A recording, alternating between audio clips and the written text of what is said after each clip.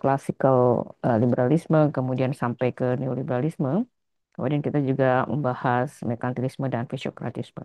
Nah, di bagian ini kita tentu akan melanjutkan pembahasan kita dalam skop pembahasan ekonomi politik of sosialisme dan marxisme. Banyak materi dari pembahasan kita ini kita ambil dari bukunya Karl Marx, which is Das Kapital. Baik, teman-teman.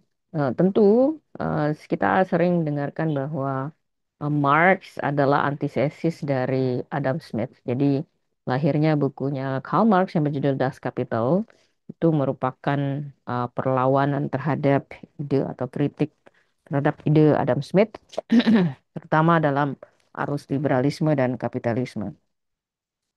Uh, kita lihat apa sih sebenarnya yang sangat diperjuangkan di dalam bukunya Marx atau dalam perspektif Marxisme.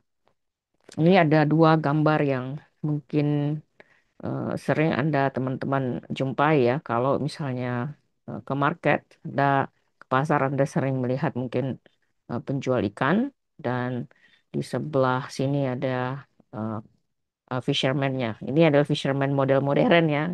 Tentu is quite different dengan fisherman yang ada di Indonesia. Tapi logikanya seperti ini, teman-teman. Ketika Anda datang ke pasar, kemudian Anda membeli ikan ini, yang Anda lihat itu hanyalah ikannya. Teman-teman sebenarnya tidak melihat bagaimana proses dari ikan ini sampai pada table ini atau di meja ini. Atau misalnya ketika Anda sudah masuk di supermarket, Anda bahkan tidak melihat bentuk dari ikan itu, justru malah melihat model ikan yang sudah dipotong ya, atau sudah tidak berbentuk utuh lagi gitu. Jadi ketika Anda mengkonsumsi atau membeli produk tersebut, tentu feelingnya berbeda. Nah, dalam pandangan Marx sebenarnya yang sangat membedakan dengan pandangan perspektif kapitalisme adalah Marx menitik beratkan terhadap nilai emosi yang ada pada suatu barang. Apa artinya nilai emosi dalam satu barang? Teman-teman melihat di gambar ini, Bapak ini menangkap ikan, ya. Apa nilai emosi yang bisa kita dapatkan dari sosok fisherman ini atau nelayan ini adalah di dalam di balik perjuangan beliau untuk mendapatkan ikan, mungkin pada prosesnya beliau harus berangkat pagi, ya meninggalkan rumahnya. Biasanya nelayan itu dia menangkap ikan itu di waktu malam atau biasanya berangkat subuh-subuh dan kembali dan biasanya menghabiskan satu hari.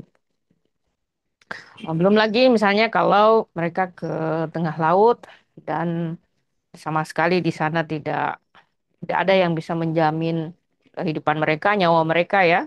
Ombak bisa saja tiba-tiba besar, kemudian perahunya atau misalnya bisa bocor dan sebagainya. Jadi jenis pekerjaan yang beliau lakukan ini adalah pekerjaan yang resikonya tinggi. Nah, kemudian kita lihat nilai emosinya ya. Jadi beliau menghabiskan banyak waktu, resiko pekerjaan, meninggalkan keluarga dan sebagainya.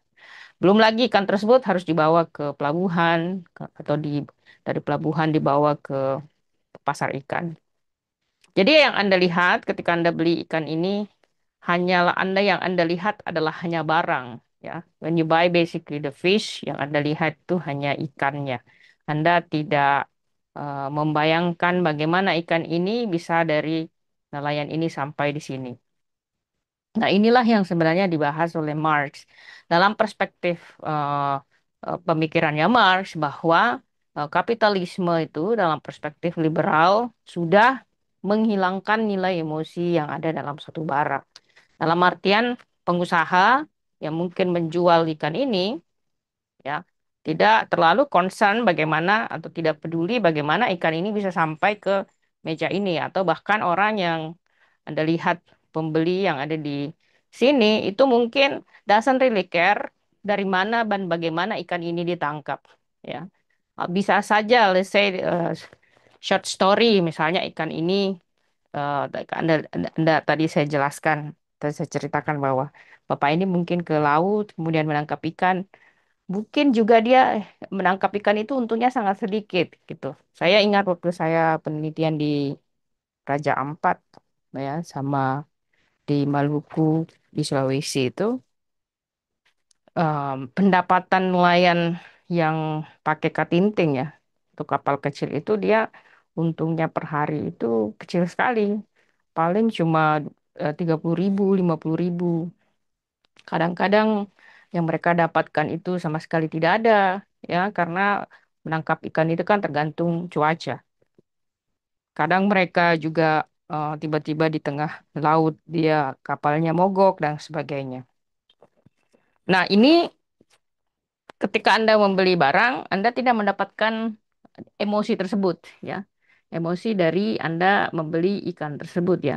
Jadi si pembeli ini ketika dia membeli ikan ini, she basically tidak, dia hanya melihat barang, dia tidak melihat bagaimana proses barang itu kemudian sampai di etalase penjual ini.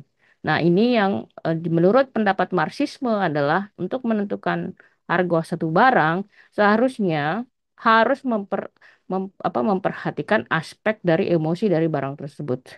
Ya, bagaimana jam kerja yang harus dipakai oleh nelayan ini untuk menangkap ikan, kemudian bagaimana perjuangannya, bagaimana effort di belakang layar ketika dia melakukan pekerjaan tersebut, dan itu semualah yang kemudian menentukan harga dari ikan ini. Makanya kalau kita sebelumnya belajar tentang the labor theory of value, berapakah nilai sebenarnya dari pekerja ini, Marx selalu melihat dari pekerja itu sendiri dan apa yang dia kerjakan.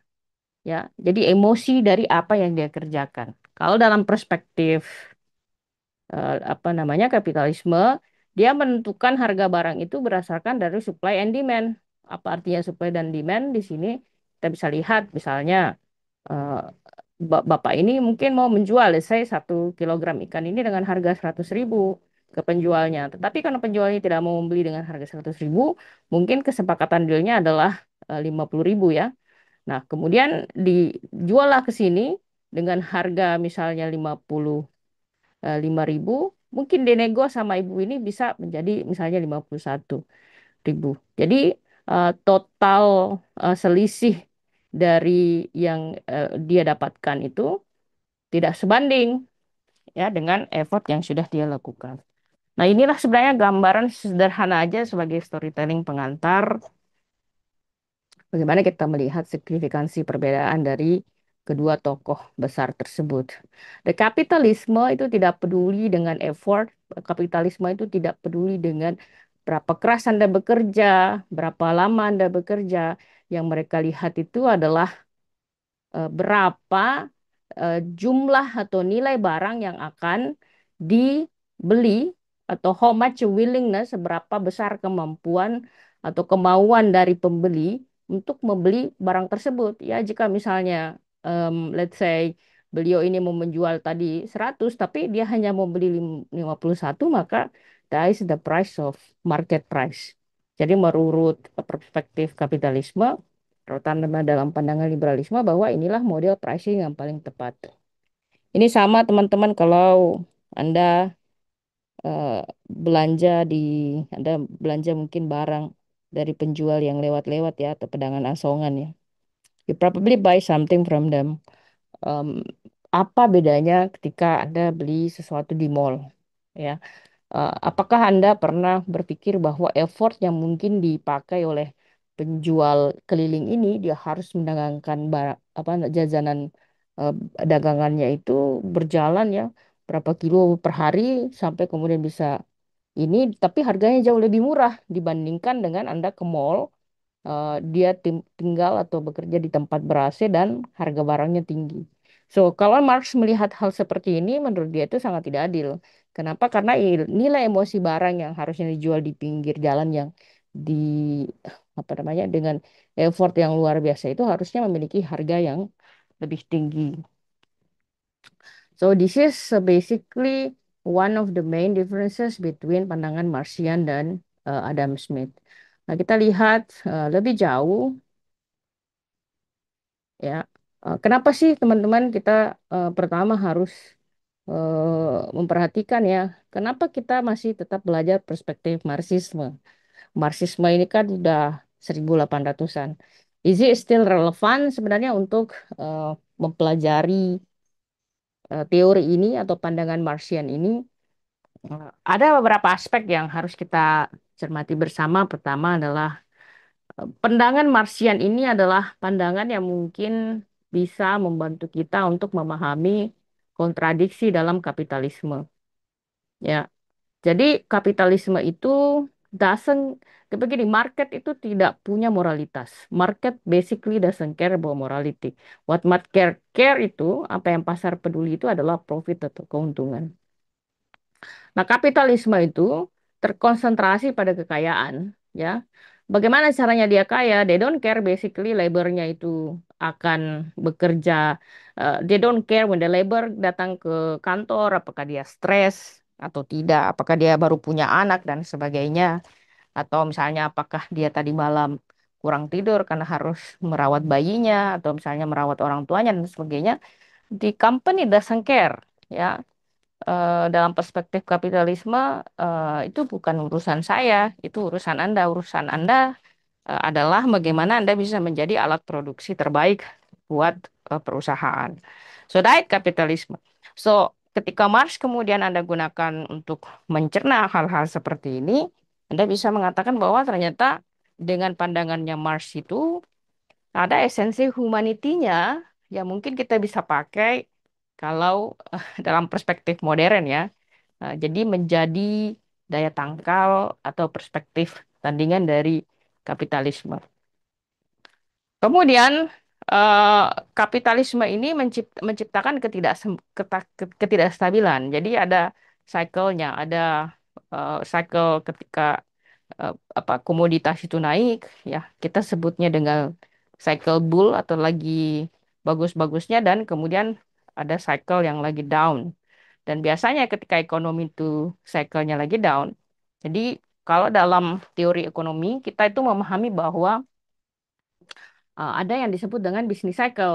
Jadi bisnis itu ketika dia baru launching, biasanya dia akan naik sedikit, tapi dia tidak akan naik terus. Tak ada masa dia harus turun. Kemudian kalau dia bisa survive ketika dia masa turun, kemudian dia bisa inovasi naik lagi ya. Nah, inilah yang disebut dengan cycle ini itu menciptakan ketidakstabilan. Ketidakstabilan kepada siapa? Ya ini kestabilan kepada pekerja. Jadi kalau misalnya perusahaan tidak memiliki performa bagus, ya karyawannya juga eh, wanti-wanti apakah dia akan masih dipekerjakan di situ, apakah perusahaan akan gulung tikar dan sebagainya. So this is basically teori-teori ini dipakai untuk bisa membantu kita untuk memahami kondisi tersebut. Kemudian teman-teman yang kedua adalah sekarang kondisi perekonomian kita sekarang itu dalam begini. Karena pengaruh politik di Indonesia itu besar dan eh, eh, tuntutan masa pekerja itu banyak sehingga dia bisa mampu menuntut pekerja, menuntut pemerintah. Tuntutan pekerja ini yang biasa di bawah naungan buruh, organisasi buruh itu biasanya akan ditampung oleh pemerintah terutama menjelang pemilu dan biasanya akan diakomodir. Nah, apa contoh akomodirnya? Misalnya menentukan gaji minimum, memberikan asuransi, hak dan sebagainya. Nah, dalam satu sisi itu bagus, tapi dalam dua sisi, sisi lain Anda harus memahami bahwa perspektif pasar itu kan dia pengen untung ya. Basically, company itu tidak terlalu suka atau perusahaan tidak terlalu suka hal-hal seperti itu. Oleh karena itu, untuk misalnya mencegah atau menghilangkan beban, misalnya harus membayar Anda dengan gaji minimum, maka yang mereka lakukan adalah eh, memperlakukan yang disebut dengan gig ekonomi. Nah, apa yang maksud dengan gig ekonomi itu adalah ekonomi yang pada dasarnya itu outsourcing gitu. Yang orang-orang yang dipekerjakan tidak bekerja tetap di perusahaan sehingga perusahaan tidak perlu membayar seluruh kewajiban kepada pekerja tersebut. Ya, jadi dia outsourcingkan atau cari pekerja kontrak di luar, dia tidak termasuk dalam list perusahaan sehingga perusahaan tidak perlu membayar gaji penuh. Anda bisa lihat misalnya banyak contohnya ya, sektor delivery, kemudian sektor mungkin video editing, kemudian cleaning service, OB, itu banyak sekali dia modelnya outsourcing. Bahkan pekerja pabrik pun itu banyak yang modelnya itu outsourcing. The outsourcing for the company is better karena mereka tidak perlu spending so much cost di dalam menggaji karyawan. Ya, it's good for the company, tetapi dari satu sisi apa namanya masyarakat itu atau pekerja ini akan eh, tidak mendapatkan gaji optimal. Nah, sama ketika teman-teman saya kemarin mungkin kalau Anda masih mengingat penjelasan saya, kita bicara tentang pendekatannya Milton Friedman. Jadi kalau kita kembali pada pendekatan Milton Friedman tersebut, eh, jadi kalau Milton Friedman itu kan melihat dia hipotesisnya mengatakan bahwa kenaikan ketika pemerintah menaikkan gaji minimum itu akan berpengaruh terhadap susahnya tenaga kerja dengan skill rendah untuk mendapatkan pekerjaan. Ya. Jadi menurut Milton Friedman, kalau misalnya pemerintah menetapkan gaji tetap atau gaji minimum, maka itu akan membuat orang yang susah, orang yang skillnya rendah itu untuk mencari lapangan pekerjaan. Sesimpel mungkin contoh misalnya nih ya, di Jakarta, let's say gaji minimum let's say 5,6 juta misalnya. Ya. Ini untuk semua pekerja, let's say apakah dia lulusan SD misalnya ya, SMP, kemudian SMA dan university itu pokoknya batas gaji minimumnya itu tidak boleh di bawah 5,6. Nah, bayangkan kalau misalnya teman-teman keempatnya ini mencari pekerjaan.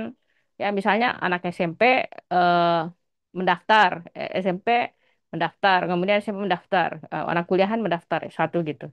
Nah, ketika ada pilihan 4 orang perusahaan, ada company di sini yang akan mencari tenaga kerja dengan gaji yang sama, pasti dia akan memilih yang lulusan S1 ini. Kenapa? Karena dia lebih bagus dan lebih murah ya dibandingkan dengan anak SMP, anak SMA, SMP dan SD. Ya, itu sebabnya kalau tidak ada misalnya pilihan anak S1-nya pasti akan dipilih anak SMA-nya.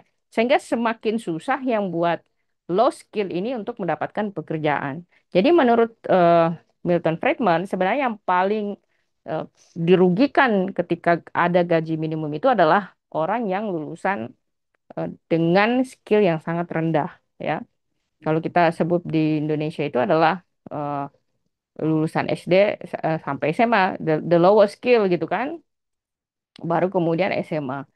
Nah, kemudian ini yang akan bisa kita refleksikan bahwa ternyata kalau kita pengen menggabungkan antara pola pemikiran pasar dengan pola pemikiran pekerja, ya kita harus bisa melihat kontradiksinya, ya bahwa pasar itu menginginkan hal berbeda dan apa namanya pekerja itu menginginkan hal berbeda sementara pemerintah juga menginginkan hal yang berbeda ya jangan sampai kemudian kalau ke dalam istilah outsourcing ini yang eh, ketika pemerintah menciptakan memberikan batas gaji tetap ya gaji minimum ya sorry gaji minimum maka yang paling dipengaruhi adalah orang-orang yang dengan skill rendah. Jadi sebenarnya kalau di dalam frame lowongan pekerjaan yang Anda lihat misalnya ya, misalnya di sini kita gambar piramida. Kalau lower skill di sini, let's say dia SD sampai dengan SMP, ya. Jadi kalau pakai teorinya Milton Friedman itu, kalau ada gaji minimum, maka yang paling susah mendapatkan pekerjaan adalah orang ini.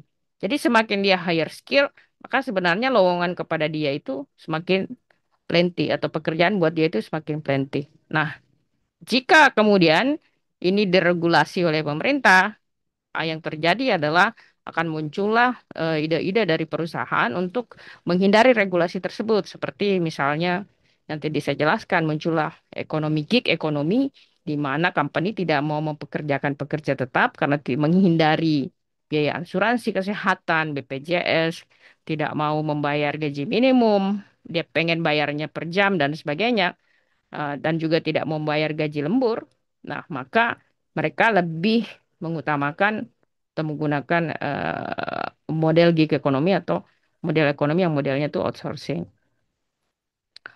For the company is good, for the karyawan tentu tidak bagus ya, karena akan mengurangi kesejahteraan dan potensi kesejahteraan dari karyawan. Nah, jadi kalau kita lihat pandangan Marxisme ini bisa melihat kenapa sih terjadi ketimpangan ekonomi, kenapa munculnya ekonomi outsourcing, kemudian kenapa sih ada krisis finansial, dan ini kemudian menjadi kontradiksi-kontradiksi yang menunjukkan bahwa oh ternyata kalau pendekatan kapitalisme itu muncul begitu banyak perusahaan besar, eh, tidak selamanya kemudian dia menciptakan kesejahteraan bagi seluruh karyawan. Karena kan kalau dalam perspektif apa namanya kapitalisme ya, mereka itu percaya bahwa ekonomi itu akan trickle down effect. Jadi ada dalam perspektif mereka itu yang dikenal dengan trickle down effect. Nah, apa yang maksud dengan trickle down effect? Sederhananya adalah Anda mungkin pernah melihat glass wine ya yang ditumpuk tuh ketika acara pernikahan eh, yang disusun agak panjang tuh ke bawah tuh. I don't know if you basically remember. Jadi ketika wine-nya di-pour di sini atau dituang di sini, maka tetesannya itu akan merembes ke bawah.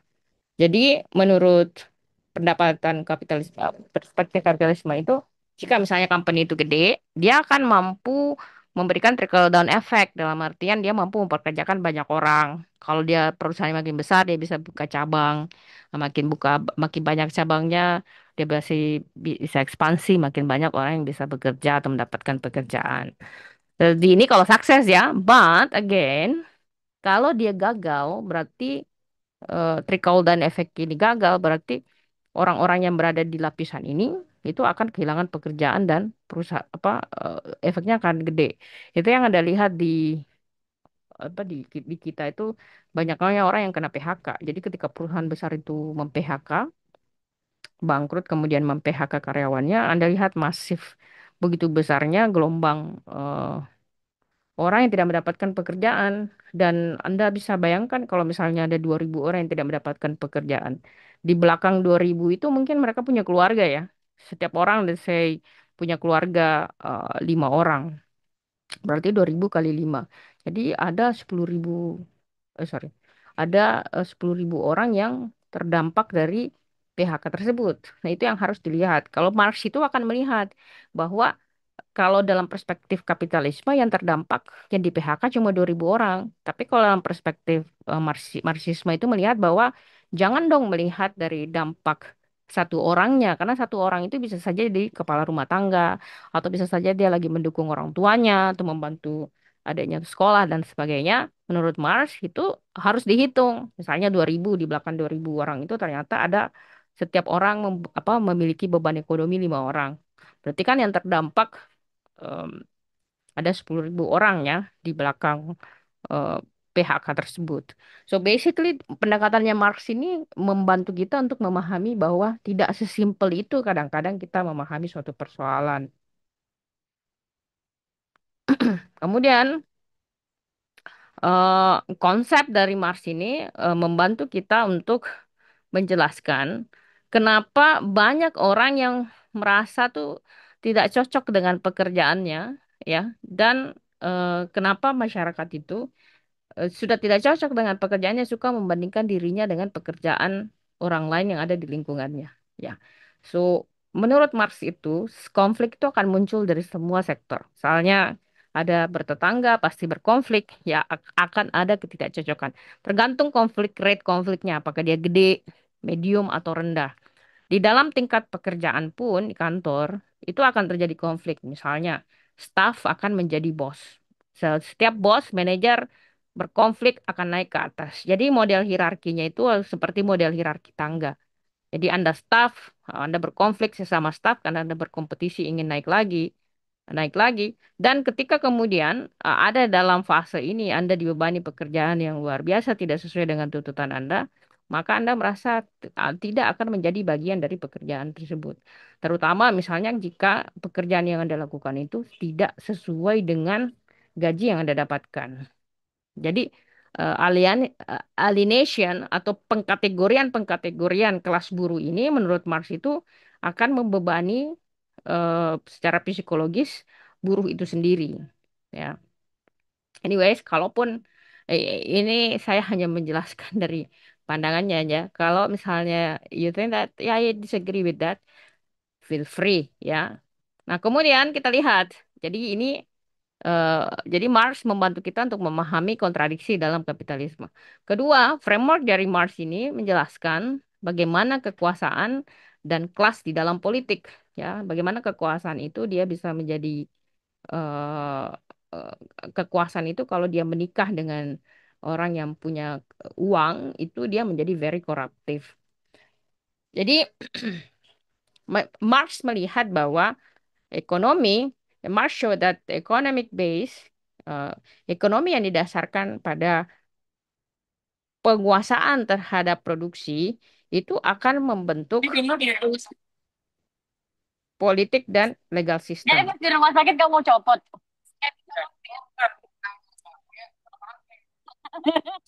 Mungkin Firly bisa matikan ininya, mikrofonnya. Firly bocor Kak Firly.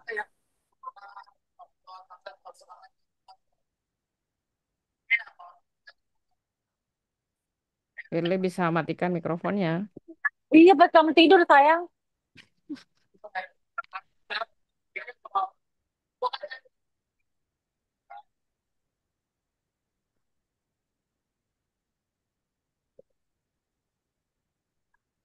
Yuk, udah mau pulang belum? Ayo. Iya yuk. Firly bisa matikan mikrofonnya, Firly. Saya nggak bisa matikan karena saya bukan host. Oke, thank you. Kita lanjutkan ya teman-teman ya.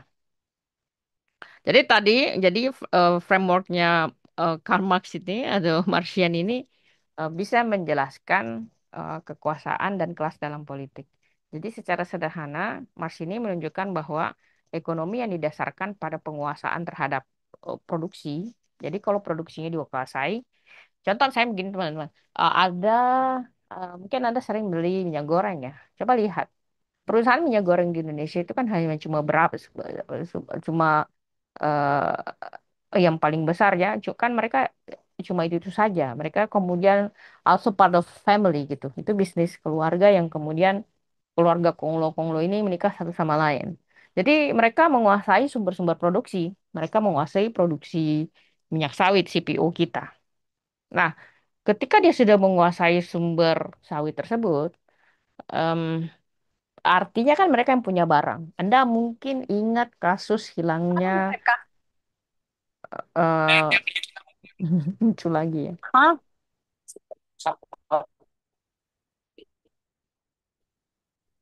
Karena Firly bisa matikan mikrofonnya, Firly.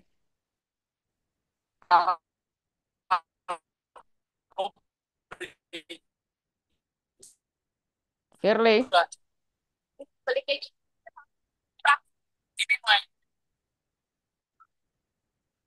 temannya ada yang tahu nomor BA-nya Firly, bisa WA beliau ya untuk Bu, saya pakai dimatikan ini mikrofonnya. soalnya AirPods.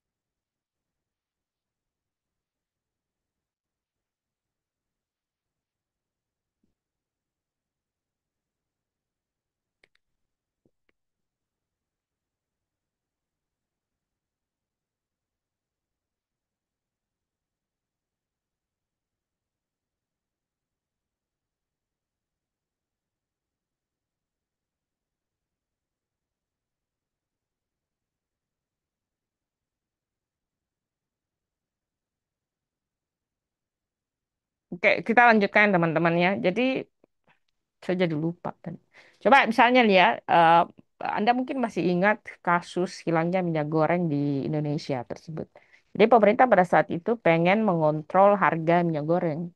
Maka secara teori itu pemerintah itu tidak bisa mengontrol harga kalau pemerintah itu tidak punya barang. Sama dengan kalau misalnya kita bukan kita yang punya barang, Anda mau mengontrol harga barang milik orang lain, Ini barang ibaratnya Anda mau beli mobil, terus Anda ke showroom, terus Anda bilang, pokoknya kamu tentukan harga, pokoknya harganya saya mau beli mobil Avanza, misalnya pokoknya harganya 50 juta ya, ya kan nggak bisa seperti itu ya.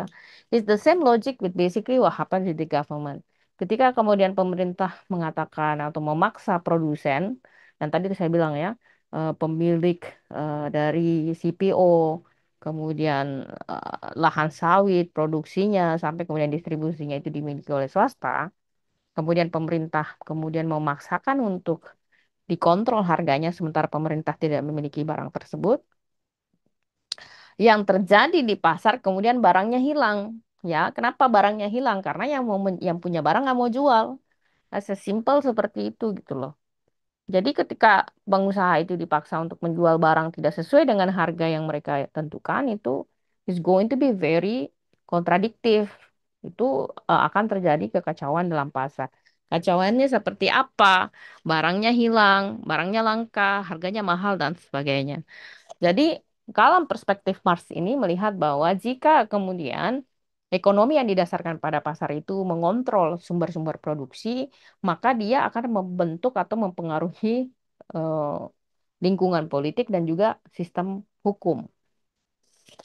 Kemudian ini membantu kita untuk menganalisa bagaimana elit-elit ini, Anda mungkin lihat elit-elit yang dimaksud, misalnya orang-orang yang berada di belakang partai politik, konglo-konglo yang kemudian memberikan donasi ketika mau pemilu, itu mempengaruhi kebijakan pemerintah, ya. Jadi kalau mereka sudah punya uang, mereka bisa mengatur kebijakan, mereka bisa melobi DPR misalnya untuk membuat kebijakan yang menguntungkan perusahaan mereka. Bisa contohnya memberikan mereka kuota untuk impor, memberikan kuota untuk ekspor dan sebagainya. Menentukan kebijakan ya, kemudian mereka juga memiliki apa namanya media. Jadi mereka sudah kaya, mereka punya media, mereka punya televisi, mereka punya eh, media online, mereka punya uang banyak sehingga bisa memproduksi konten media sosial yang besar dan bisa membayar influencer-influencer untuk apa mendukung niat-niat politik mereka dan melindungi kepentingan mereka. So, menurut Marx ketika itu sudah terjadi, ya, ketika kemudian pengusaha ini dalam proses kapitalisme sudah menguasai, maka akan ada orang yang eh, apa namanya dirugikan. Jadi modelnya akan selalu piramid dalam perspektif Marx. Artinya yang sampai di top ini yang kaya ini akan hanya beberapa orang, tetapi yang menderita di bawah itu adalah sebagian besar masyarakat.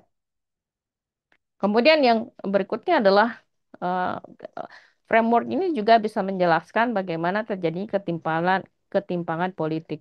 Teman-teman, salah satu contoh yang paling obvious di Indonesia adalah Anda mungkin lihat yang masuk di politik itu adalah artis atau orang pengusaha yang punya uang.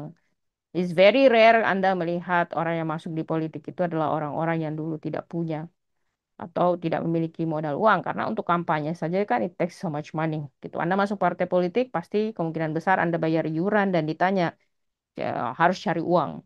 So, ini menciptakan ketimpangan politik dalam artian mungkin ada orang bagus, pintar, jujur, bisa masuk politik tapi dia nggak punya uang.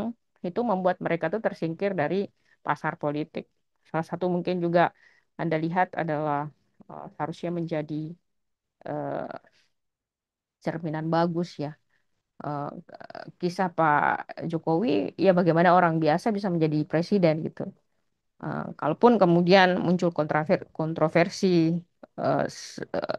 banyak ya akhir-akhir ini, mungkin itu bisa jadi pelajaran ya bahwa kalau sistem kita masih sangat dipengaruhi oleh keserakahan, kemudian lobi politik dari pengusaha, terutama yang sudah monopolis ya, artinya perusahaan-perusahaan gede tuh yang ingin memproteksi kerajaan kekuasaannya dan mereka kawin dengan partai politik, ini yang akan menyebabkan orang-orang yang baik, berkualitas, punya idealisme itu tidak bisa masuk ke dalam ranah politik. Sehingga muncullah yang disebut dengan political inequality. Yang muncul ketimpangan politik, kemudian muncullah lobby politik dalam artian pengusaha mendekati eh, partai politik, karena partai politik kan butuh uang untuk berkampanye, untuk berkuasa. Jadi terjadilah perkawinan, pengusaha memberikan bantuan ke partai politik, dengan uang tersebut dipakai untuk kampanye, kemudian pengusaha ini memberikan donasi kepada calon presiden, sehingga ketika presidennya sudah terpilih atau anggota dewannya terpilih, si pengusaha ini kemudian ke mereka mengatakan, nih jangan lupa loh kemarin saya sudah kasih Anda donasi gitu. Ini Anda harus memenuhi apa interest saya, kepentingan saya. So, basically political lobbying itu akan terjadi. Anda juga bisa melihat bagaimana kalau di Amerika Serikat itu sangat jarang pengusaha besar yang real entrepreneurs itu masuk di politik ya. Anda mungkin melihat bagaimana Elon Musk masuk di Presiden Trump, tapi kemudian sudah kelas, sudah pisah, ya bahkan bahkan Elon Musk sudah mengkritik Trump terhadap kebijakan penganggarannya. Jadi di Amerika tuh very rare, sangat jarang pengusaha yang benar-benar pengusaha itu masuk di politik. Em, Meskipun mereka memberikan donasi ya, dalam artian bahwa mereka menjadi bagian dari partai politik itu sangat jarang. Yang paling banyak itu adalah pengusaha-pengusaha yang tidak terlalu bersifat entrepreneur. Coba tonton saya pengusaha senjata dan sebagainya. So basically behavior dari pengusaha di Indonesia dengan pengusaha di Amerika itu kontradiktif ya. Itu kita masih terbelakang ininya pengusahanya. Sebenarnya kita tidak bisa menyalahkan pengusahanya saja, tapi yang harus kita lihat juga adalah bagaimana mekanisme politik di Indonesia itu, partai politik itu, karena demokrasi di Indonesia itu very expensive. Bayangkan kita ada 280 juta orang, itu kalau kita mau pengaruhi partai politik yang nggak punya uang, nggak dibiayai oleh negara as a whole ya, itu pasti cost-nya akan gede. Mau tidak mau dia partai politik ini akan mencari bagaimana dia dapat backup dari pengusaha. Kemudian Anda akan melihat bagaimana satu perusahaan itu akan berkuasa. Dia menguasai segala bidang. Jadi satu satu keluarga bisa punya bank, bisa punya asuransi, juga bisa punya pabrik rokok, bisa juga punya pabrik minyak sawit, punya tambang dan sebagainya. Kenapa? Karena yang tadi dia memberikan investasi begitu besar terhadap politik dan dia as a reward dari mereka itu mereka diberikan jalan untuk menguasai bidang-bidang usaha tersebut. Kemudian yang ketiga adalah Mars itu sebenarnya menginspirasi kita untuk melihat pandangan berbeda dan perubahan-perubahan sosial. Jadi idenya Mars ini eh, mengencourage kita untuk melihat atau membayangkan bagaimana society itu atau masyarakat itu kalau tidak ada kapitalisme. So, basically, bagaimana masyarakat kalau tidak ada eh, ya Anda tadi ya kapitalisme yang hanya mencari profit, tapi didasarkan pada benar-benar pada bagaimana kita memanusiakan manusia. Jadi bagaimana sumber daya itu kita distribusikan secara adil gitu. Nah, kemudian perspektif Mars ini em,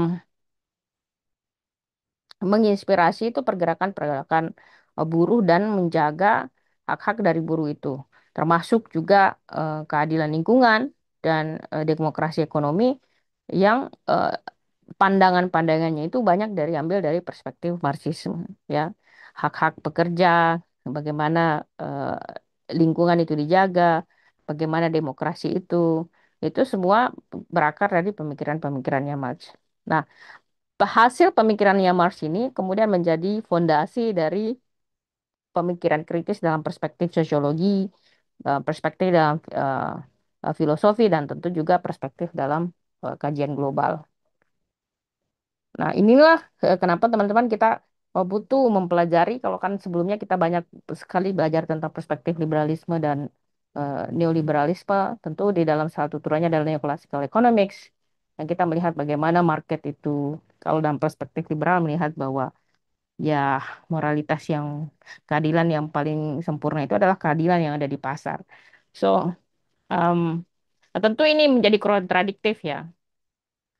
Again, saya pengen menegaskan bahwa there is no right and wrong. Kita belajar, Anda sendiri akan memutuskan either Anda memiliki kecenderungan untuk percaya pada perspektif fisiokratisme, merkantilisme, liberalisme, atau Anda menjadi Marxisme, ya that's you basically your choice. Sekarang kita lihat teman-teman historical development dari teori ini ya. Tentu setiap teori kan punya eh, pergerakan dan pembaruan dari teori tersebut. Di sebelumnya kita sudah membahas tentang historical development dari liberal economic theory. Jadi mulai dari kita sudah pelajari sejak dari awal kita belajar tentang preklasikal di mana ada merkantilisme dan fisiokratisme, ada klasikal liberalisme yang didominasi oleh pemikiran Adam Smith, kemudian ada neoclassical economics. Jadi kemudian ada Keynesian economics yang akan kita pelajari setelah mempelajari Marxisme. Nah, ketiga dari generasi kedua dan keempat ini yang disebut dengan Orthodox Economics, kemudian melahirkan generasi kelima yakni New Idea. Nah, seperti misalnya liberal economic theory, dalam perspektif Marxisme juga itu melahirkan generasi perkembangan pemikiran. Nah, pemikiran pertama kita lihat dari uh, pre-Marx dalam perspektif utopian ya, yang memperkenalkan perspektif utopian itu seperti Plato, Thomas More, Tommaso, Campanella, James, and Harrington. What is utopian itu membentuk itu angan-angan suatu negara, suatu masyarakat yang sangat sempurna, semuanya sejahtera, ya tidak ada orang yang korupsi dan sebagainya. Kemudian eh, generasi akan saya ini urutannya akan saya jelaskan nanti secara pendetailannya setelah kita membahas lebih dalam tentang pemikirannya Marxisme. Kemudian ada Socialist Community ya by Robert Owen, Charles Fourier dan Louis Blanc. Kemudian generasi pre-Marx ini atau utopian perspektif ini menjelma menjadi eh, pemikiran pemikirannya Karl Marx. Jadi sebelum Marx itu diinspirasi oleh pemikiran-pemikiran utopian atau pre-Marx sebelum Marx. Kemudian ketika Marx sudah lahir kemudian menulis buku eh, bersama sahabatnya Engels ya. Buku-buku yang paling terkenal adalah Das Kapital, kemudian Komunis Manifesto.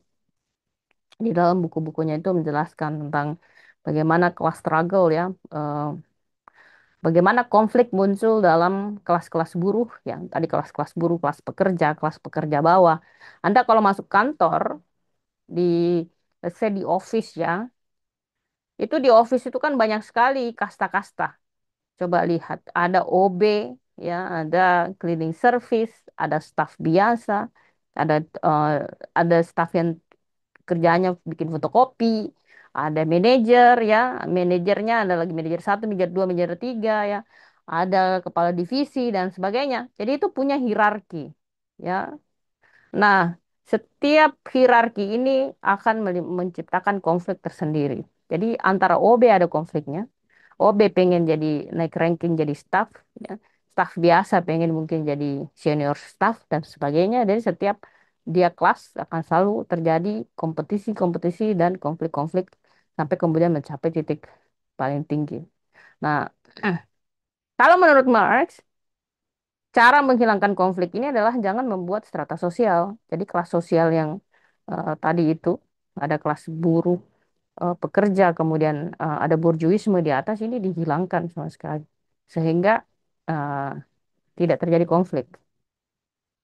Nah, kemudian setelah Marx itu muncul, sorry, core idea-nya class struggle, kemudian historical materialisme dan surplus value kita akan pelajari ya. Setelah Marx muncullah pandangan ortodoks atau revisionis Marxis. Nah, ini yang melahirkan eh, apa pemikiran-pemikiran kelas ekstrim ya. Seperti misalnya Vladimir Lenin itu muncullah perspektif Leninisme, kemudian revisionisme ya dan strukturalisme. Nah, strukturalisme ini yang akan kita pelajari karena dia berkaitan dengan pemahaman poststruktural. Kita juga ini strukturalisme kita juga akan pelajari karena dia berkaitan dengan dependensi pandangan revisionis Marxis setelah Marxis ini lahir ya, pemikiran Marxis lahir, kemudian direview lagi pemikirannya. Hasil pemikiran reviewnya ini kemudian menjadi evolusi ketiga ya. Jadi evolusi ketiga dari original ide dari Marx yaitu menghasilkan pemikiran dependensi dan neo-Marxisme. Contoh misalnya dependency school kayak Detonio dos Santos, Andre Gunnar Frank itu kemudian melahirkan em, turunan pemikiran sampai Gramscian perspektif, kemudian Frankfurt School dan Yang terakhir menghasilkan contemporary post-Marxisme.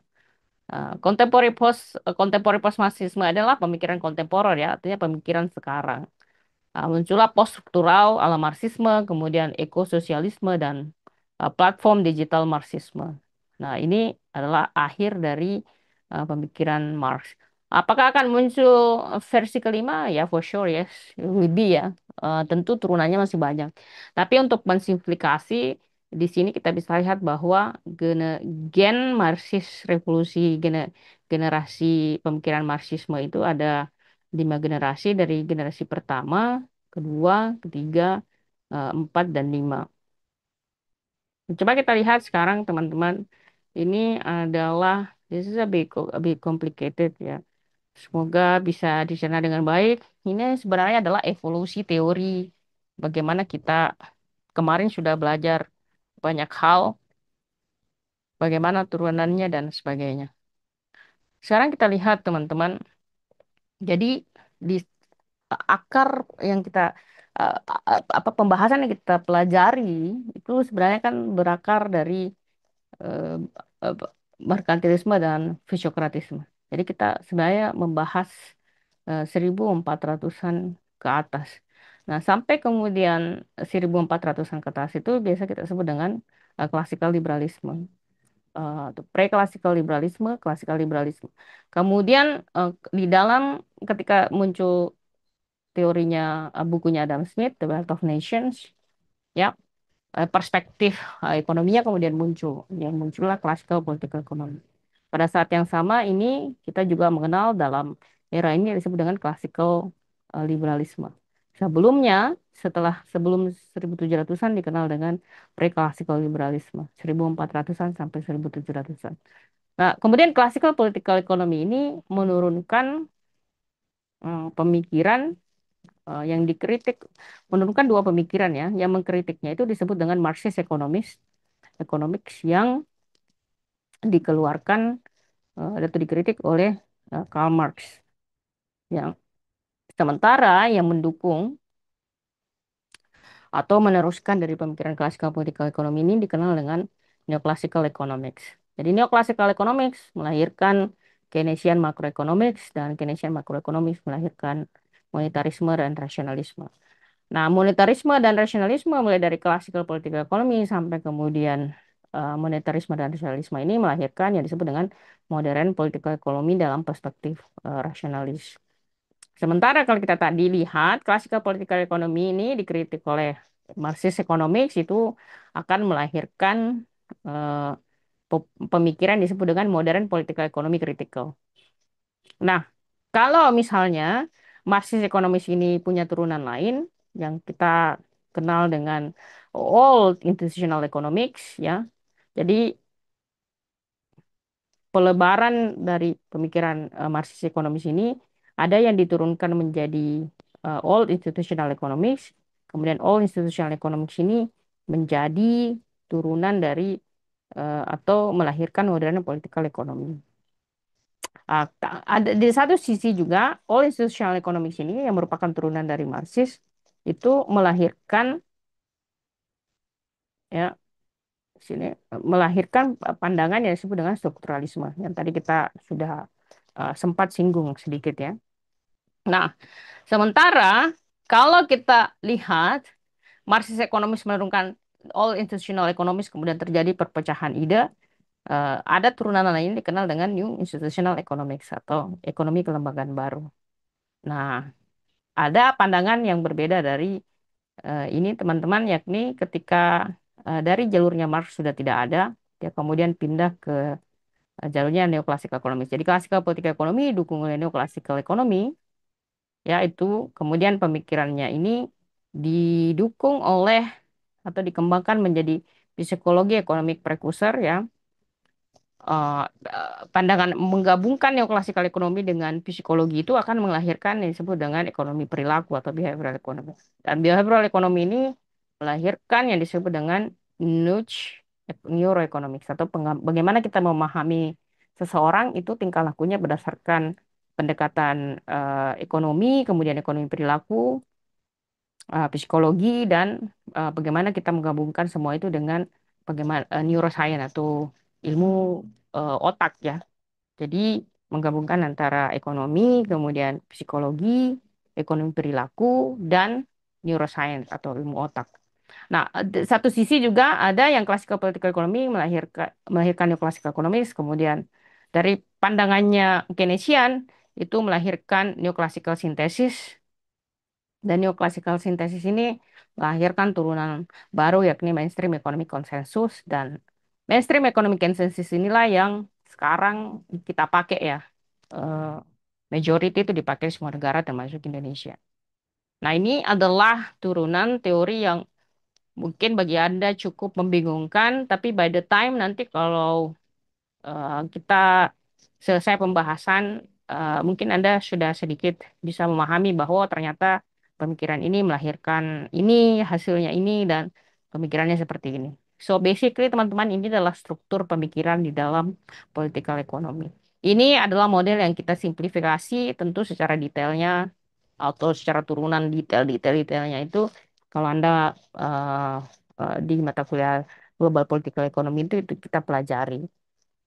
Kemudian kita lihat teman-teman, mungkin Anda sering eh, mendapatkan pandangan ya, atau mendengar atau membaca bahwa ada pandangan yang disebut dengan sosialisme, ada yang disebut dengan komunisme, ada yang disebut dengan marxisme. Apakah mereka sama? Tentu tidak ya. Jadi sosialisme itu sebenarnya berasal dari kata sosial, masyarakat ya. Jadi apa yang maksud dengan sosialisme itu adalah politik dan teori ekonomi yang fokus terhadap bagaimana masyarakat itu diatur ya. Advocates that means of production, bagaimana mengatur sehingga faktor-faktor produksi ini, distribusi dan pertukaran harus diatur sedemikian rupa eh, oleh masyarakat itu sendiri. Jadi sosialisme ini adalah secara sederhananya adalah ekonomi yang diatur oleh masyarakat. Jadi masyarakat itu yang memutuskan ini sumber daya kita ini mau diapain nih, mau didistribusikan seperti apa, kita mau atur seperti apa, ya itu diputuskan oleh masyarakat. That is basically sosialisme. Nah, ini yang terjadi atau sering Anda lihat di masyarakat di negara-negara seperti Inggris, ya. Dia modelnya market sosialisme, dia modelnya kapitalis, market, tapi dia sosialis. Dalam artian masyarakat itu berdiskusi untuk menentukan ini, let's say, sumber daya ini akan dipakai seperti apa dan etc. etc. Di Jerman pun seperti itu. Kemudian komunisme, eh, sosialisme ini sorry sebelumnya sosialisme ini juga biasa kita kenal, kita lihat ciri khasnya di negara-negara yang memberikan jaminan kesehatan ya kepada masyarakatnya. Kemudian komunisme itu sebenarnya adalah teori politik yang diambil dari pendekatannya Karl Marx. Itu menjelaskan bagaimana konflik antar kelas. Nah, konflik antar kelas ini em, akan menyebabkan em, ketidaknyamanan dari setiap orang yang berada dalam kelas tersebut. So basically advocating class war yang and leading society in which all property is publicly owned. Jadi dengan adanya konflik ini, supaya orang tidak berkonflik nih, sebaiknya seluruh sumber daya itu dijadikan sebagai sumber daya publik. Artinya misalnya SD ya, misalnya sekolah gitu. Dibanding misalnya ada orang yang sekolah tidak sekolah, kita bikinkan aja sekolah. Jadi lebih banyak sarana-sarana publik atau public ownership, kepemilikan publik terhadap goods and services, barang dan jasa. Nah, kemudian ini yang Anda lihat tuh contoh misalnya di negara-negara yang modelnya tuh seperti Korea Selatan. Korea Selatan itu, sorry, Korea Selatan, Korea Utara ya. Korea Utara itu rumah diberikan oleh pemerintah, jadi orang tuh tidak punya rumah. Tanah diberikan oleh pemerintah, kemudian eh, mereka diberikan sapi, misalnya sapinya milik pemerintah, tugas masyarakat itu adalah mengembangkan sapi tersebut. Jadi kalau sapi itu punya anak, punya susu, itu dikembalikan ke pemerintah dan pemerintah akan memberikan eh, bagian kepada masyarakat tersebut. So that is basically ekonomi komunisme. Kemudian kita mengenal ada Marxisme ya. So Marxisme dan komunisme mirip tapi berbeda. Nah, Marxisme adalah teori yang mengkritik kapitalisme yang lahir dari pandangannya Adam Smith. Jadi teori dan kritik kapitalisme dan melihat seeks to create classes. Nah, Marxisme ini sebenarnya tujuan utamanya adalah untuk menciptakan yang disebut dengan masyarakat egalitarian, masyarakat yang setara, tidak ada perbedaan. Harus ada yang disebut dengan collective ownership. Semua orang memiliki hak terhadap barang tersebut. Seperti misalnya sungai, itu collective ownership. Semua orang bisa mandi di situ, bisa menggunakan airnya. Jalan pun harus seperti itu dan sebagainya. Jadi Karl Marx ini Marxisme ini lebih melihat bagaimana suatu sumber daya itu dimiliki secara publik, masyarakat memiliki rasa kepemilikan terhadap barang tersebut, dan menghilangkan yang disebut dengan eksploitasi. Nah, ini adalah core-core perbedaan dari, Anda mungkin sering mendengar, eh, kita membahas liberalisme, sosialisme, dan marxisme. Sekarang kita lihat core interest-nya. Eh, Interest paling utama dari liberalisme ini sebenarnya adalah individual self interest atau kepentingan dari individu tersebut. Sementara kalau sosialisme dia lebih kolektif, kepentingan bersama dan eh, kepentingan komunitas.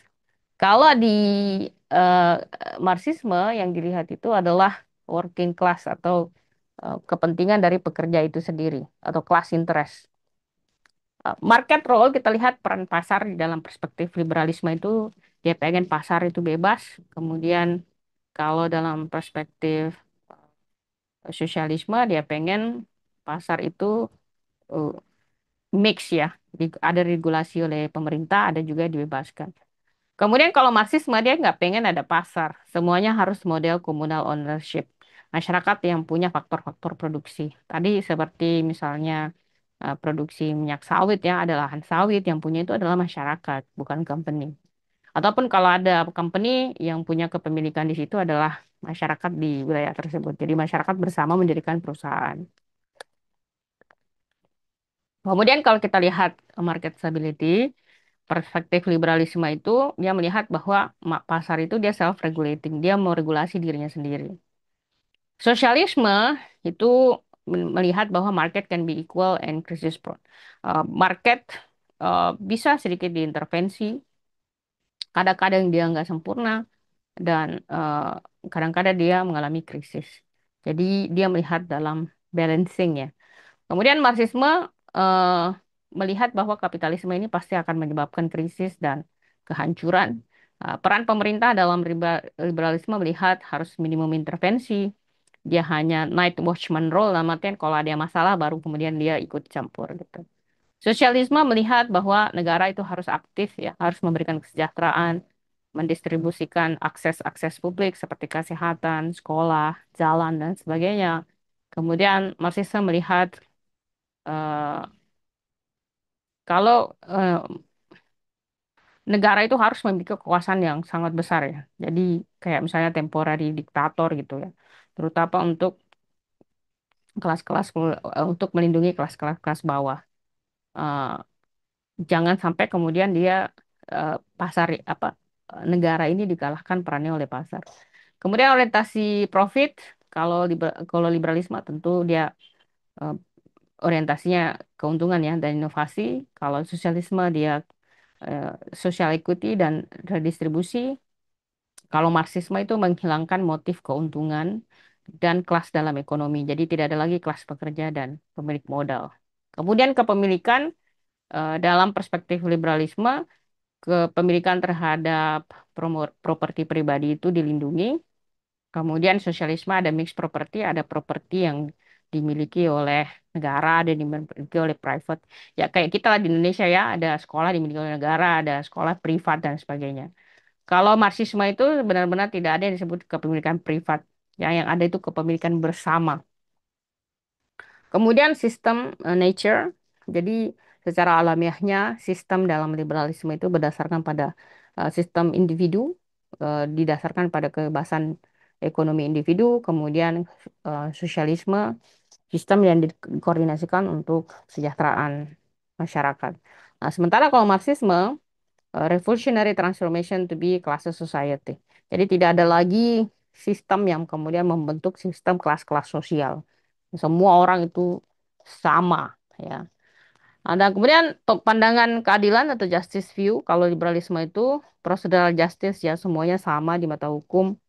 Kalau sosialisme dia distributive justice. keadilan yang terdistribusi hasilnya harus sama, sementara Marxisme melihat historical materialism and class struggle. Dia melihat bahwa yang biasanya mendapatkan keadilan itu adalah orang-orang yang memiliki uang atau akses terhadap kekuasaan dengan uang yang dia punya. Kemudian goal utamanya, ya kalau kita lihat liberalisme adalah kebebasan individu dan kesejahteraan. Kalau sosialisme goal utamanya adalah equality dan kesejahteraan. Sementara Marxisme goal utamanya adalah tidak ada kelas, ya. Tidak ada orang yang tidak ada kelas itu dan tidak ada konflik kelas, tidak ada kelas buruh dan kelas borjuis, ya. Uh, Tidak ada orang yang tidak dilindungi oleh negara dan masyarakat yang bebas dari eksploitasi. So, inilah sebenarnya akar perbedaan dari liberalisme, sosialisme, dan Marxisme. Sekarang teman-teman kita lihat atau kita eh, membahas sedikit tentang pandangannya Marx di dalam bukunya Das Kapital. Jadi dalam buku Das Kapital itu sebenarnya nilai yang utama yang dilihat oleh Marx ini pertama adalah komoditi. Jadi komoditi itu secara sederhana adalah barang yang dibuat untuk dijual, bukan untuk dipakai sendiri. Jadi komoditi ini misalnya nih ya, Anda ke ke laut tangkap ikan. Ikan itu baru disebut komoditas. Kalau komoditas ini punya nilai, ya. Coba lihat. Jadi ini disebut dengan komoditas di dalam perspektif Marxisme itu adalah barang yang dibuat untuk dijual, bukan untuk dipakai sendiri. So goods produced for exchange, goods ini yang diproduksi bukan untuk penggunaan, tapi untuk ditukar. Nah, komoditi ini memiliki dua nilai. Pertama, ada yang disebut dengan value duality. Jadi, barang ini harus ada nilainya. Ada yang disebut dengan use value atau nilai pakai. Jadi, barang yang ditangkap itu harus, misalnya tadi ya, barang yang kita punya itu harus punya nilai pakainya. Kemudian ada nilai tukarnya. Ya. Jadi, kita tidak bisa punya suatu barang yang tidak ada nilai pakainya.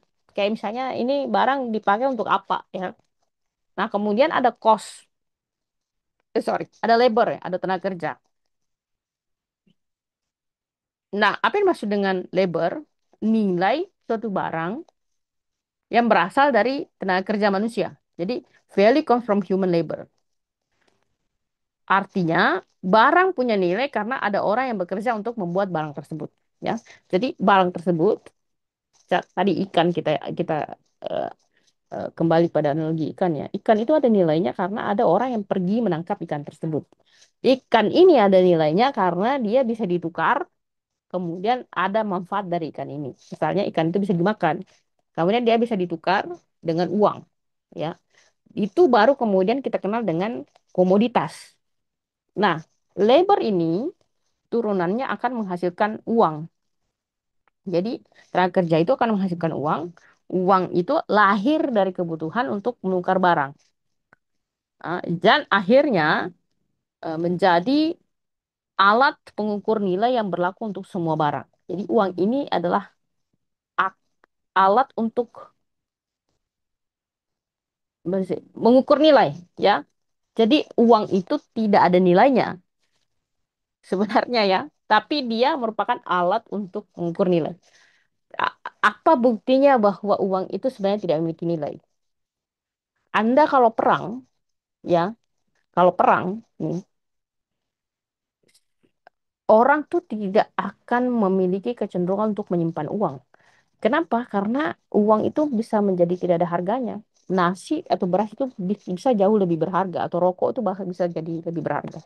Contoh lainnya adalah rupiah kalau Anda bawa belanja di Amerika, itu nggak ada yang orang yang mau terima. Karena rupiah di Amerika tidak bisa dijadikan sebagai alat pengukur nilai. Jadi uang itu tidak ada value-nya, tapi dia dipakai untuk mengukur value. Ya. Money itu akan melahirkan yang disebut dengan commodity fetishism. Ya, ya. Kenapa disebut dengan commodity fetishism dalam perseptifnya Marx ya? Kadang-kadang kita lupa bahwa ada manusia yang kerja di balik setiap barang. Ya, kita sangat suka komoditas ini, tapi kita lupa bahwa komoditas ini ada loh orang yang bekerja setengah mati untuk memproduksi barang tersebut. Ya, kita melihat barang sendiri punya nilai sendiri bukan hasil dari hubungan sosial. Ini yang tadi yang saya jelaskan di awal-awal. Ya, kita, Anda melihat barang ini yang dijual, ini yang disebut dengan commodity fetishism. Orang yang mau membeli ini tidak peduli ikan ini ditangkap susahnya setengah mati seperti apa. Ya, itu yang dijelaskan oleh Marxisme di dalam part 1 Das Kapital yang dikenal dengan komoditas fetishism atau commodity fetishism. Kita lupa bahwa ada loh manusia yang kerja di balik setiap barang yang kita beli. Anda mungkin beli roti. Yang Anda beli rotinya, tapi kalau menurut Marx yang Anda beli itu adalah bagaimana proses dia eh, roti ini dari petani yang menanam gandum, kemudian diolah, kemudian dibikin ditransport sampai kemana. Itu sama kalau Anda memakan nasi. Anda bayangkan nasi ini dari mana nih? Nasi ini ditanam di wilayah sini, petani ini punya 6 anak yang harus makan dan sebagainya. Jadi ketika Anda hanya melihat barangnya, tidak melihat effort ketika barang itu dibuat, maka inilah yang kemudian menjadi komoditas fetishism atau commodity fetishism. Orang lupa bahwa nilai satu barang itu dipengaruhi oleh nilai emosional di balik barang tersebut. Ya. Nah, kemudian di part 2 Das Kapital, dia melihat ada proses transformasi eh, uang menjadi modal. Jadi, let's say misalnya teman-teman, Bapak ini adalah pengusaha, ya. Dia punya pabrik, let's say, hypothetically beliau punya pabrik garment, dia punya uang. Uang yang dia punya ini akan dipakai untuk membeli tenaga kerja, ya. Dia akan pakai untuk membeli kapital, untuk membeli tanah dan membeli skill. Dengan uang tersebut dia melakukan proses produksi. Bisa job production, ya. Jadi proses produksi itu banyak jenisnya. Ada job production kayak misalnya dia memproduksi barang satu item saja dalam satu waktu, seperti misalnya tukang jahit ya. Kemudian ada yang batch production, kayak misalnya bikin kue per batch. Ada yang mass production, produksinya skala besar. Kemudian ada continuous production yang produksinya itu tidak pernah berhenti selama 24 jam. Seperti misalnya electricity, refinery, dan pembuatan semen. Nah, kemudian dari production ini melahirkan komoditi. Ya, lahirlah komoditas. Komoditas ini setelah jadi tentu dijual dan hasil penjualan itu menghasilkan uang. Dan uang ini akan kembali ke pengusaha ini. Kemudian kembali loopingnya dia punya uang, dia bikin lagi bisnis dan sebagainya. Sehingga kemudian transformasi uangnya ini menjadi modal. Orang ini eventually akan menjadi pengusaha yang bersifat monopolistik. Dia akan menguasai karena dalam siklus looping dari transformasi ke modal ini, pengusaha ini sukses untuk mencapainya. Dan ketika kemudian dia sukses, berarti ada orang-orang yang mungkin tidak memiliki modal, dia tidak akan pernah dia akan selalu jadi karyawan dari orang ini karena tidak memiliki akses terhadap uang, tidak memiliki akses terhadap kapital dan sumber-sumber produksi. Nah, itu di chapter part 1 dari Das Kapital, sorry, part 2 dari Das Kapital dijelaskan. Kalau part satunya itu menjelaskan tentang komoditi fetishisme, kemudian di part 2 menjelaskan bagaimana transformasi uang menjadi modal. Jadi teman-teman kalau kita lihat Political Economy of Marxisme itu menitik beratkan pada pendekatan revolusioner, ya. Jadi hanya revolusi yang bisa membuang kapitalisme. Jadi menurut pandangan Marxisme butuh eh, perubahan radikal. Eh, Kemudian aspek politik kelas compromise itu tidak boleh ada golongan kelas pekerja yang eh, menderita ya. Jadi harus butuh reformasi untuk bekerja bersama buruh tersebut untuk melakukan revolusi. Dia butuh misalnya temporary fix, perbaikan secara temporer, kemudian Marxist theory of the state atau teori Marxis melihat negara, melihat bahwa beberapa negara itu hanya melayani golongan eh, orang-orang kaya atau pemilik modal. Kita sebutnya kapitalis kelas. Jadi Marxist view ini melihat bahwa eh, negara ini kalau dia kawin dengan kapitalis itu hanya akan memproteksi elit-elit. Sehingga kemudian ide political economic Marxisme ini diinterpretasi menjadi Marx analisis. Modelnya bisa tiga ya, pendekatan instrumentalis. Jadi ruling class control, buruh itu harus bersatu ya. Kemudian state is a tool of capitalist. Dia melihat dalam perspektif kapitalisme, negara itu adalah alat buat kapitalisme. Kemudian muncullah strukturalis, social structure dan reproduksi. Ide utamanya adalah kelembagaan mendukung kapitalisme by design. Dalam artian kelembagaan negara ini dibentuk untuk mendukung kapitalisme. Mungkin salah satu contohnya adalah Kementerian Perdagangan, BUMN, dan sebagainya. Kemudian Hegelian Marxist ya, itu memperkenalkan ide, aliansi, dan konsensus. Idenya adalah kebebasan manusia dan perubahan secara historis. Nah, ada empat konsep di dalam perspektif Marxisme. Pertama, kekayaan, ya. Jadi Marx melihat kekayaan itu bukan suatu yang netral, tapi merupakan hasil dari relasi sosial. Relasi sosial yang saya tadi sebutkan ya. Ada emosi di balik barang tersebut. Dalam kapitalisme, kekayaan diakumulasi menurut dia melalui eksploitasi pekerja, tidak berdasarkan pada individual merit alone atau pendekatan individu. Kemudian tenaga kerja menjadi pusat utama dalam teori Marxis. Dia berpendapat bahwa semua nilai itu berasal dari tenaga kerja manusia. Tetapi menurut dia di bawah kapitalisme, pekerja tidak mendapatkan nilai penuh dari apa yang dia produksi. Misalnya Anda produksi tadi, Anda tangkap ikan yang Anda bawa ke pasar, yang Anda jual itu tidak setara dengan labor yang Anda keluarkan.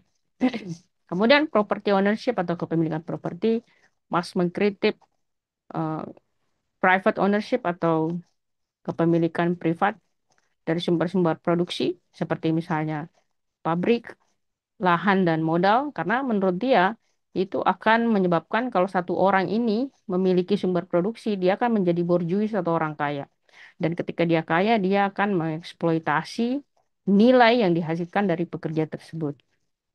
Kemudian keempat adalah distribution of wealth atau distribusi kekayaan. Menurut dia, kekayaan itu secara tidak setara didistribusikan dalam pendekatan kapitalisme.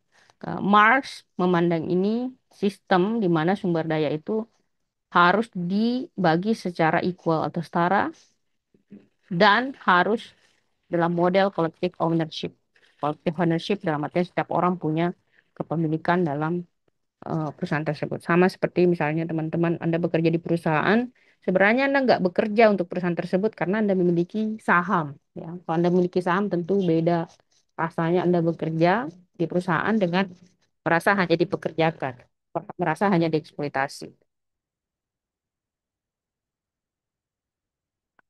Kemudian yang terakhir adalah ini bagian part 3 dari Das Kapital.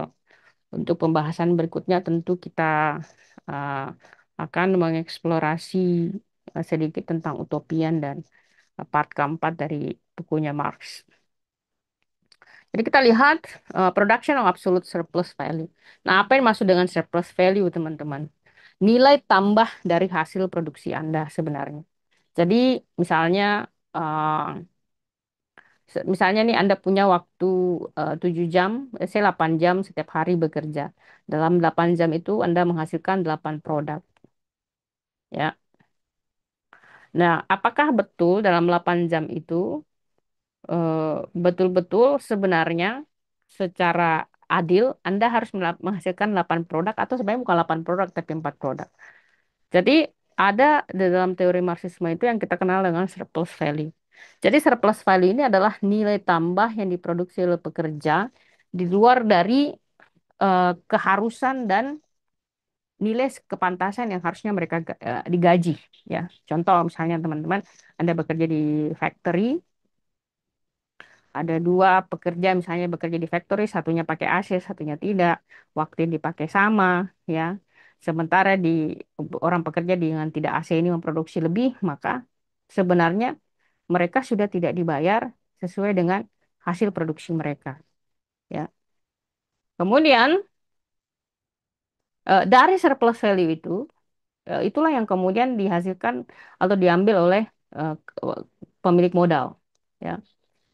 Kemudian dalam bukunya Marx itu dijelaskan juga necessary versus surplus labor time. Nah, apa yang dimaksud dengan necessary labor adalah waktu pekerja yang dibutuhkan untuk menghasilkan gaji minimum mereka. Jadi sebenarnya misalnya tadi ya, untuk mendapatkan gaji minimum kayak di Jakarta itu 5,6 juta itu sebenarnya berapa waktu kerja yang harus Anda butuhkan untuk bisa mendapatkan gaji minimum tersebut. Karena secara faktanya tidak semua orang menghabiskan waktu jumlah jam yang sama untuk mendapatkan gaji minimum ini. Kemudian ada yang dijelaskan juga di buku itu ada disebut dengan surplus labor atau ekstra jam kerja yang Anda bekerja nih, misalnya Anda harus bekerja 7 jam sehari, tapi ternyata Anda tidak bekerja 7 jam, tapi bekerja 8 jam, 10 jam. Dan itu tidak dibayar oleh perusahaan. Nah, ini sisa jam kerja Anda ini yang Anda gunakan untuk produksi barang dan jasa itu adalah keuntungan buat perusahaan. Dan menurut Marx itu sangat tidak adil ya. Kemudian ketiga, lengthening of workday. Jadi menurut dia untuk meningkatkan nilai surplus value, kadang-kadang pemilik modal ini atau pemilik perusahaan ini menambah jam kerja tanpa menaikkan gaji, ya. Dan menurut dia itu sangat tidak adil. Inilah kemudian yang membawa pada eksploitasi.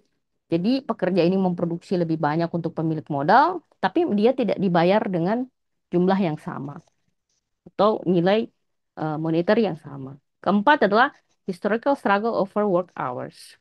Jadi Marx melihat bagaimana pekerja ini secara historically eh, resisted long work days. Jadi mereka tidak mau bekerja untuk waktu kerja yang begitu panjang. Ya, harus ada batasan misalnya. Bayangkan orang dulu tidak ada undang-undang atau peraturan untuk membatasi orang bekerja bisa sampai jam berapa ya. Itu akan membuat pekerja ini suffering. Jadi perlu ada peraturan yang membatasi jam kerja mereka. Nah, disinilah peran negara. Jadi negara, the role of the state, ini menurut dia, menurut Mars ini kadang-kadang lebih mendukung pemilik perusahaan ketimbang dengan em, labor. Oleh karena itu, menurut Mars, pekerja ini dia harus bersatu. Dia harus bersatu menekan pemerintah sehingga pemerintah ini mengeluarkan peraturan untuk melindungi pekerja-pekerja ini. Seperti contoh misalnya di sini kan sudah ada undang-undang ketenagakerjaan nih ya. Jadi di Inggris pun ada seperti itu kalau dalam sejarahnya. Jadi pekerja ini harus dilindungi oleh negara.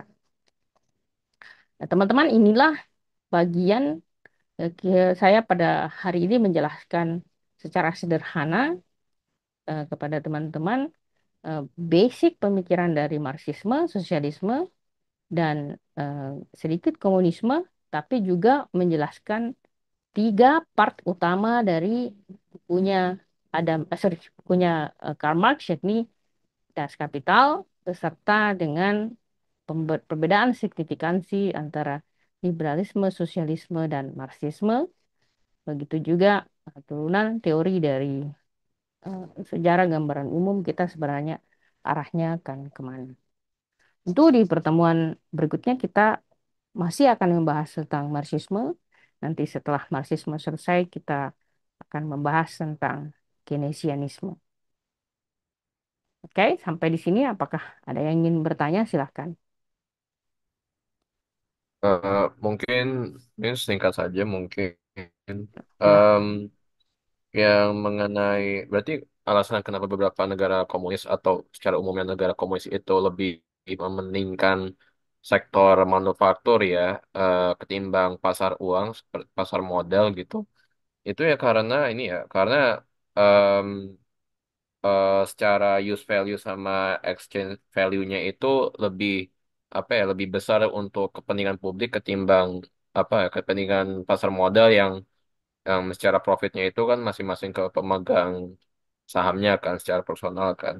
Berarti em, itu ya mungkin ya alasannya ya, kenapa sektor manufaktur itu jadi tumpuan utama bagi negara-negara komunis kayak Cina dan juga Soviet pada saat zaman dulu, karena ini ya mungkin ya karena apa? Karena exchange value-nya itu lebih gede untuk publik ya ketimbang personal ya, I atau think gimana? I think what you say benar ya, dalam artian bahwa negara yang pada prinsipnya itu um, kalau bahasa ekonominya mungkin konvensional ekonomi ya. Jadi ekonomi yang berbasis konvensionalisme. Akarnya adalah manufacturing. Jadi ekonomi yang dasarnya konvensionalis itu ada dua, pertanian sama manufacture. Nah, memang kalau dia berakar pada pendekatan ekonomi sosialis komunis ya. Jadi karena memang di negara ini, di dunia ini nggak ada yang pure Marxis itu nggak ada, selalu blend dia. Kalau pure Marxis mungkin satu-satunya adalah Korea Utara ya, tapi kita tidak bisa menganalisa Korea Utara karena kita tidak punya akses data di sana. Jadi Kak Cina ini dia punya model pendekatan kapitalis eh, sosialis Marxis modelnya. Jadi dia mengembangkan model ekonomi yang terpusat, terkontrol, tapi berdasarkan pasar. Nah, tadi pertanyaannya apakah negara-negara tersebut memfokuskan pada manufacturing karena emotional value-nya lebih tinggi? Ya, saya menduga kuat seperti itu. Ah, tapi sebenarnya kalau juga mau melihat arah timbal balik dari sebelumnya, Amerika itu kan juga dulu di awal dibentuk berdasarkan ekonomi manufacturing ya. Baru setelah terjadinya globalisasi ya, di tahun 90-an, 2000-an, itu baru kemudian eh, manufacture mereka itu dipindahkan ke awalnya di Amerika Latin, kemudian dari Amerika Latin dia pindahkan ke Cina. Jadi proses pemindahan manufacturing inilah yang kemudian menggeser model ekonomi Amerika itu dari manufacturing ke pasar keuangan, keuangan dan teknologi ya. Sama kasusnya Eropa ya, dari awal-awal di mana merging atau munculnya pendekatan Marxisme terutama di Jerman dan di Inggris itu semua dasarnya dari manufaktur, industri manufaktur. Tapi karena mereka labor cost-nya udah makin tinggi, mereka kemudian pindah dari manufacturing ke jasa dan finance. Dan di sektor manufacturing itu kemudian pindahlah ke Asia, terutama di Cina dan India ya. Sekarang itu raja manufacture itu hanya ada dua di Asia. Yang besarnya itu Cina dan India. Yang baby-nya itu adalah Vietnam. Mungkin seperti itu mungkin Bugi. Kalau Bugi punya pendapat lain silahkan ya. Ada lagi yang lain silahkan. Berarti kalau misalnya kan mungkin sedikit lagi aja. Mungkin berarti kayak contohnya ketika Cina nanti itu kan trennya beberapa saat lagi itu kan apa otomasi di mana ya manusia gitu kan bekerja di pabrik itu dan ke depannya. Berarti kalau misalnya nanti dan Cina kan sudah mulai membuat beberapa apa yang disebut dengan apa ya dark factory ya kan apa dark factories kan itu adalah kayak pabrik yang 100% em, 100% yang tidak ada manusianya yang pabrik proses manufaktur dari produk-produknya itu udah 100% dari mesin itu sendiri kan. Em, apakah itu apakah bisa dibilang bahwa China dalam beberapa saat lagi itu akan mulai kehilangan apa ya pendekatan komunisnya mungkin kayak untuk beberapa waktu ke depan? Saya nggak bisa menjawab itu ya. Saya nggak punya, saya jujur ya, saya nggak punya jawabannya. Karena kalaupun saya pengen harus menjawab secara data dan fakta, pertama saya belum punya faktanya seperti apa. Misalnya berapa factory di Cina yang sudah menggunakan Deck Factory, eh, berapa persentase dari seluruh manufacturing. Kalau mengarah ke sana, eh, tentu pasti ya, karena pasti mereka efisiensi kalau tidak pakai labor. Tapi mungkin pertanyaannya yang saya dapat dari Bugi itu adalah kalau misalnya labor ini nggak kerja nih, arti kan dia sudah shifting dari perspektif Marxis ke kapitalis. Sebenarnya it depends ya. Kalau misalnya contoh nih ya, contoh sederhana. Saya bekerja di perusahaan tanpa datang ke kantor pun misalnya semua pekerjaan ini dilakukan oleh mesin. Tapi saya punya ownership terhadap negara apa perusahaan tersebut. Artinya kan saya punya saham. Eh, Nilai saya sebagai tenaga kerja masih tetap ada meskipun saya nggak bekerja di situ. Mungkin pekerjaannya bukan lagi let's say membuat barangnya, tetapi mungkin kayak misalnya saya harus quality quality control ya atau perspektif lain yang mungkin tidak bisa diberikan oleh mesin dan sebagainya. Mungkin seperti itu, Buki. Saya mohon maaf karena I don't have the data. Saya nggak punya data berapa, tahun berapa dia akan full deck factory, em, akan seperti apa. So for me it's hard to answer your question. Mungkin kalau ada teman-teman yang punya pandangan silakan ya.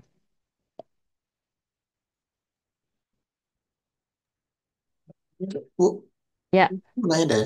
Tadi Bu bilang jadi Korea Utara itu anak dia apa eh, Marx atau komunis atau sosialis. Jadi saya kayak penasaran itu. jadi dia tuh kombinasi sebenarnya sosialis Marxisme. Tapi kan dia nggak mau mengakui ya. Dia kan mengakui dirinya republik, begitu. Jadi eh, dia benci kapitalisme karena kapitalisme itu kan dia begini.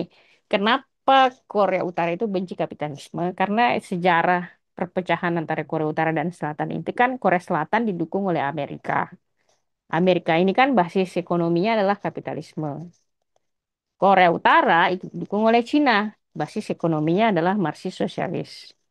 Jadi eh, Korea Utara ini tidak mau disebut sebagai negara yang tidak demokratis. Maka dia sebutlah dirinya republik, ya.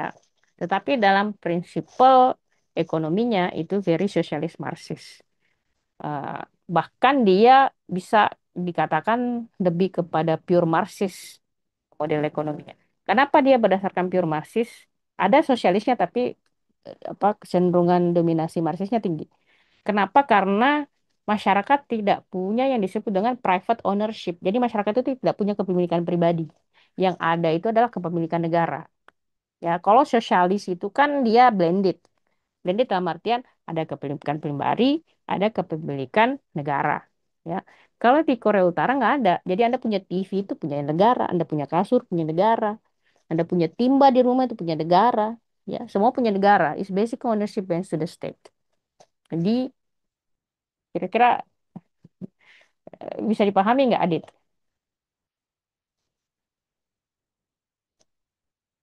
Adit masih ada? Nggak hilang ya? Hmm. Ya, jadi mungkin kalau secara langsung malah jadi kayak kalau negara mau ngambil bebas gitu ya. Iya, Kalau semau-mau negara. negara ini, Iya. hmm? Jadi kalau di Oh, Korea Utara itu semau-mau negara. Misalnya negara yang menentukan. Misalnya nih ya, Anda petani nih. Jadi Anda petani di Korea Utara, itu lahannya dikasih, tanahnya dikasih. Dikasih itu bukan maksudnya hak milik Anda, bukan. Itu hak milik negara. Tapi lahannya ada, dikasih bibit oleh negara, dikasih pupuk oleh negara. Kerja Anda adalah hanya menanam padi tersebut ya. Nanti kalau misalnya padi itu selesai Anda panen, hasil panennya Anda kasih lagi semua ke negara tuh. Nah, nanti negara akan kasih bagian Anda. Itu model ekonominya di Korea Utara oke.